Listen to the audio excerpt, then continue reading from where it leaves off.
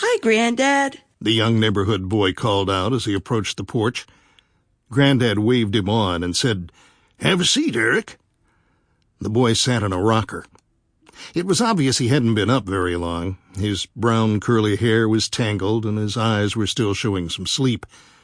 The red and white striped shirt and khaki short pants had yesterday's smears of grass stain on them. "Have you had breakfast?" Grandad asked. No, sir. Mom lets me sleep in during school vacation, especially on Saturdays. She said she'd have it ready in 30 minutes. We're having biscuits and gravy. It's Dad's and my favorite. We have some donuts in the kitchen. Would you like to have one and a glass of milk to hold you over? I sure would if it's not too much trouble. Grandad was starting to stand when his wife cracked the screen door and said with a scolding voice, "You ought to be ashamed of yourself, Albert Taylor, offering the boy a donut and milk when his breakfast will be ready in a few minutes." The old man acknowledged her wisdom with a nod and started to rise again. But she said, "You sit right there, Albert. I'll get the milk and donut." Eric looked at Grandad with large, brown, excited eyes. I hope I didn't get you in trouble, Grandad. Mrs. Taylor sure was mad. Don't worry about it, Eric. Most likely she'd have offered you one if I hadn't. A few minutes later, the screen door opened. "Here, Eric. I brought the milk and a chocolate-covered donut." She handed him the glass and a small plate with the donut, along with a napkin. "I hope you like the ones coated in chocolate." I sure do. Thank you, ma'am. The boy dug in.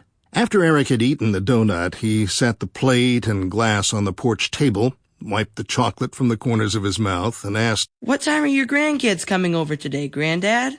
"I imagine they'll be here around 2 o'clock. At least that's what their mother said." Will Arnold be with them? "I haven't been told otherwise. Why do you ask?" We played together at school. He's in my grade. We're both 9 and in the 4th grade. He's a little taller than me, but I can run faster. "Do you like school, Eric? What were your grades last year?" I like school most of the time, Grandad, but sometimes we have to do things that are boring. The boy paused. I had pretty good grades on my report card, 3 A's, 1 B, and a C. Mom and Dad said they were proud of me.